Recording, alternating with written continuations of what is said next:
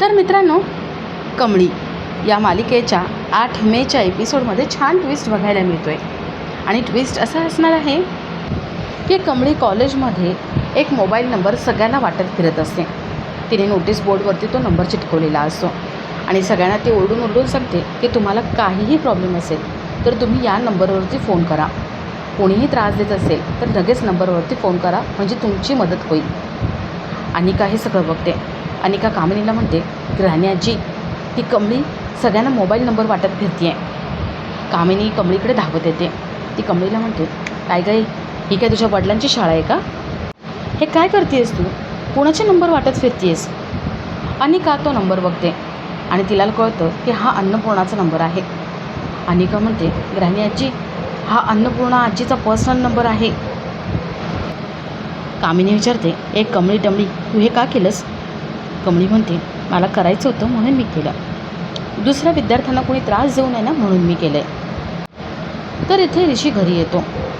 अन्नपूर्णा त्याच्या घरी आलेली असते. अन्नपूर्णा नयनताराची माफी मागते आणि ती ऋषीकडे येते. अन्नपूर्णा ऋषीला म्हणते, ऋषी सॉरी, अरे तुझी सगळ्यात जास्त अपराधी आहे मी. तू बोल, मी काय करू? मी माझी चूक सुधारण्यासाठी सगळं करेन. ऋषी म्हणतो, तुम्हाला काही करायचं असेल ना तर फक्त एकच गोष्ट करा, ती म्हणजे आता परीक्षेच्या वेळेस जो कोणी पहिला येईल त्याची पुढच्या वर्षीची फी सगळी माफ करायची. अन्नपूर्णा म्हणते, चालेल, मी तेच करेन. ऋषीला पूर्ण खात्री असते की परीक्षेमध्ये कमळीच पहिली येईल आणि कमळी निंगी यांची फी माफ होईल. आता कमळी चांगला अभ्यास करून पहिला नंबर कसा मिळवते ते बघणंही तेवढंच इंटरेस्टिंग असेल.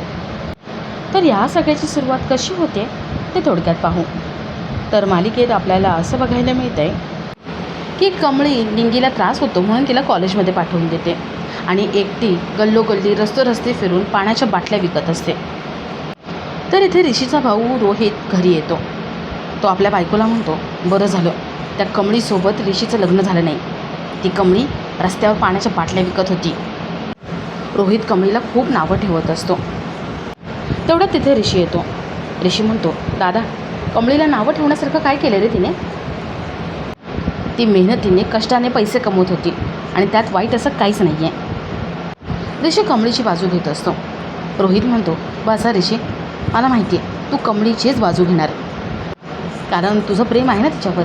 तुला ती प्रत्येक बाबतीत आवडते, प्रत्येक बाबतीत योग्य आहे असं वाटतं आहे आणि तिच्याबद्दल तुझ्या मनात सहानुभूती आहे म्हणून तू बोलतोयस. पण मला ती मुलगी अजिबात आवडत नाही, त्यामुळे मला त्या मुलीबद्दल काही बोलायचंच नाही आहे. रोहित चिडचिड करत निघून जातो. तर थोड्या वेळाने कमळी, निंगी आणि बंड्या आपलं काम झाल्यावर फाउंडेशनमध्ये त्या NGOमध्ये येतात. कमळी आपलं नाव सांगते आणि दिलेलं काम पूर्ण केलं हे त्यांना सांगते. तिकडचे ऑफिसर कमळीला पैसे देतात आणि ते ऑफिसर कमळीला म्हणतात, आतमध्ये एक केबिन आहे, तिथे जा आणि तुमची नाव नोंदणी करा. कमळी जात असते. तेवढ्या तिथे एक मुलगा येतो. खरं तर तो मुलगा अनिकानेच पाठवलेला असतो. तो कमळीला म्हणतो, आमचा अनाथ आश्रम आहे आणि तिथे पाण्याची गरज आहे, तुम्ही पाणी नेऊन देऊ शकता का?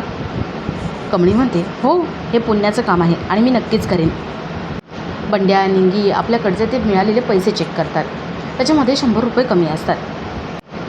कमळी म्हणते, मी काहीतरी करते. कमळी त्या माणसासोबत पाणी द्यायला निघून जाते आणि बंड्या, निंगी नाव नोंदणी करून कॉलेजला जातात. तर इथे कमळी त्या माणसासोबत आतमध्ये येते.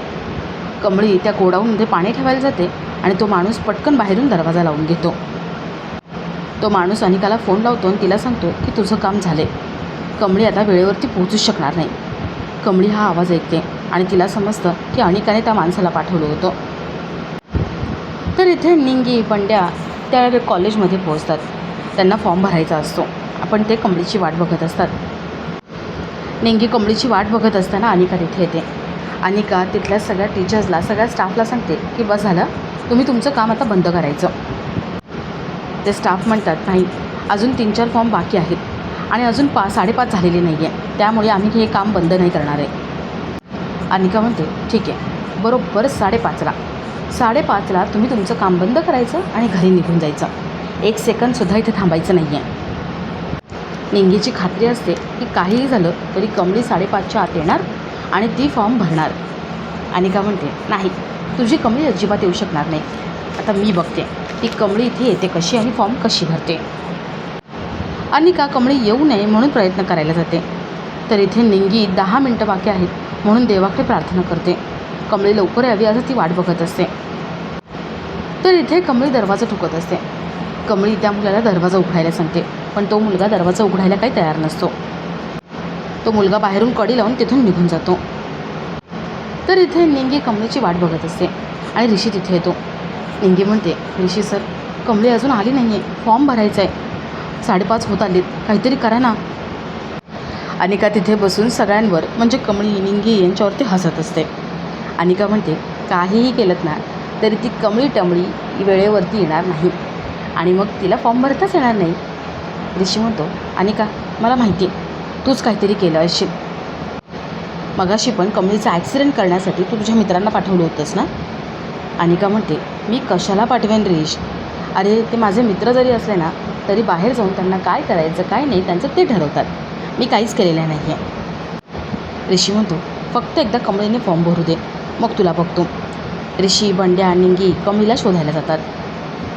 इथे अनिका खूप खुश असते. आता फक्त 5 मिनटं राहिलेत. कमळी काही ते वेळेवर येणार नाही आणि त्यामुळे ती परीक्षेला बसू शकणार नाही.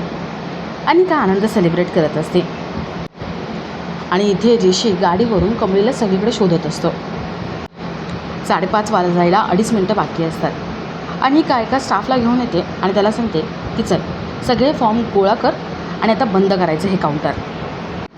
ती बाई म्हणते, मला नियम मोडता येणार नाही, अजून 2.5 मिनटं बाकी आहे, त्यामुळे आम्ही 2.5 मिनटं इथेच बसणार आहोत. अनिका म्हणते, चालेल, 2 मिनटं बाकी आहेत ना, मग मी थांबते, मी इथेच बसते. बरोबर 5:30 वाजले की काउंटर बंद करायचं आणि सगळ्यांनी आपापल्या घरी निघून जायचं. तर इथे ऋषी कमळीला शोधत तिच्यापर्यंत पोहोचतो आणि तो दरवाजा तोडून कमळीला तो बाहेर काढतो. ऋषी, कमळी तिथून निघतात. तर इथे 5:30 वाजतात आणि अनिका खूप खुश होते. अनिका नाचायला लागते, उड्या मारायला लागते. अनिका निंगीला म्हणते, निंगी पिंगी, अगं तुझी कमळी हरली, एवढ्या हुशारीचा काय फायदा आहे गं, आता ती एक्झाम देऊच शकणार नाही, उगे फुशारक्या मारत बसते, तिला काही येणार नाही आता. अनिका स्टाफला काउंटर बंद करायला सांगते. ते स्टाफ म्हणते की 1 मिनटं अजून बाकी आहे, आम्ही कॉलेजच्या घड्याळाप्रमाणेच वागतो. निंगी, बंड्या यांना आठवतं की 5 मिनटं सगळ्यांचे घड्याळं त्यांनी बंद करायला सांगितली होती. कमळीसाठी, कमळी परीक्षेमध्ये बसावी, तिचं स्वप्न पूर्ण व्हावं म्हणून स्टाफने एवढी ॲडजस्टमेंट केलेली असते. अनिका चिडचिड करायला लागते आणि तेवढ्यात तिथे ऋषी, कमळी येतात. कमळी धावत फॉर्म भरायला जाते आणि आपला आजचा हा भाग इथेच संपतो.